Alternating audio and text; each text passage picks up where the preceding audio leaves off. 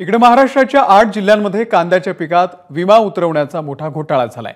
पुणे, अहिल्यानगर, धुळे, सातारा, नाशिक, छत्रपती संभाजीनगर, बीड आणि सोलापूर जिल्ह्यामध्ये अनेक शेतकऱ्यांनी कांद्याची लागवड केलेली नसताना पिकाचा विमा उतरवलेला आहे। तर अनेक ठिकाणी कमी क्षेत्र असताना देखील कांद्याची लागवड जास्त दाखवून हा विमा उतरवलेला आहे। कृष्णा केंडे आपल्याला या संदर्भातले अपडेट देतील। कृष्णा, नेमकं काय झालेलं आहे, काय नेमकं हे प्रकरण आहे? 2024च्या खरीप पिकाचा विमा उतरवल्याच्या या सगळ्या प्रकरणात ज्यावेळेस कृषी कार्यालयाने तपास केला त्यामध्ये खास करून कांदा आणि फळबाग लागवड या क्षेत्रामध्ये अधिकचा विमा आणि क्षेत्र लागवड नसताना देखील विमा उतरवला गेल्याचं समोर आलेलं आहे। यामध्ये सर्वाधिक जो विमा उतरवला गेलेला आहे तो कांदा पिकामध्ये महाराष्ट्रातल्या 8 जिल्ह्यामध्ये अधिकचा पिकाचा विमा या ठिकाणी उतरवला गेल्याचं समोर आलं।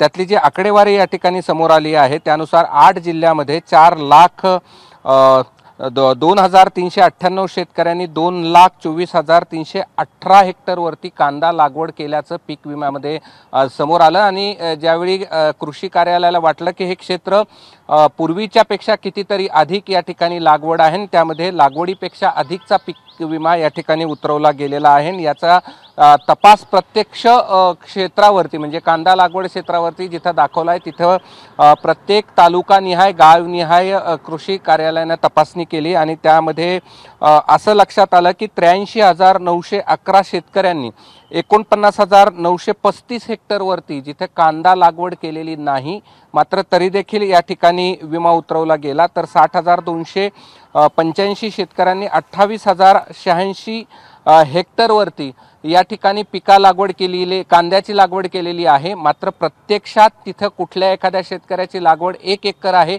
मात्र त्यांनी 3 एकरचा पीक विमा उतरवलाय, कोणी 4 एकरचा, कोणी 5 एकरचा पीक विमा उतरवलाय। म्हणजे प्रत्यक्ष लागवड क्षेत्र कमी असताना या ठिकाणी अधिकचा विमा उतरवला गेल्याचं समोर आलंय। आणि हे जर कृषी विभागाने तपासलं नसतं तर शासनाला कोट्यावधी रुपयांचा भुर्दंड या ठिकाणी पीक विम्याच्या बाबतीतून भरावा लागलेला असता। त्यामुळे 1,47,272 शेतकऱ्यांनी अधिकचा विमा आणि लागवड क्षेत्र नसताना विमा उतरवला गेल्याचं समोर आलंय आणि त्यामुळे यांना अपात्र या ठिकाणी ठरवावं अशा प्रकारच्या सूचना पीक विमा कंपन्यांना या ठिकाणी कृषी विभाग देऊ शकतं। अशाच पद्धतीनं फळबाग लागवडीमध्ये देखील मोठ्या प्रमाणात पीक विमा उतरवला गेलाय। खास करून कांदा आणि फळबाग लागवडमध्ये हा विमा उतरवला गेलाय। त्याचं कारण असं आहे की नुकसान झाल्यानंतर या 2 पिकांमध्ये अधिकचा परतावा या ठिकाणी मिळतो आणि यामुळे अशा पद्धतीचं केलं जातं। मात्र असं असलं तरी हे खूप थोडे शेतकरी आहेत जे शेतकऱ्यांवरती प्रश्नचिन्ह निर्माण करतात आणि प्रामाणिक शेतकऱ्यांवर देखील प्रश्नचिन्ह निर्माण करतात। त्यामुळे हे असे जे काही थोडे शेतकरी आहेत त्यांच्यावरती कारवाई करण्याची मागणी देखील या ठिकाणी होत आहे। आता यावरती कृषी विभाग आणि मंत्रालय नेमके काय कारवाई करतं हे पाहणं महत्त्वाचं असणार आहे। निश्चित। कृष्णा, धन्यवाद दिलेल्या या सविस्तर माहितीबद्दल।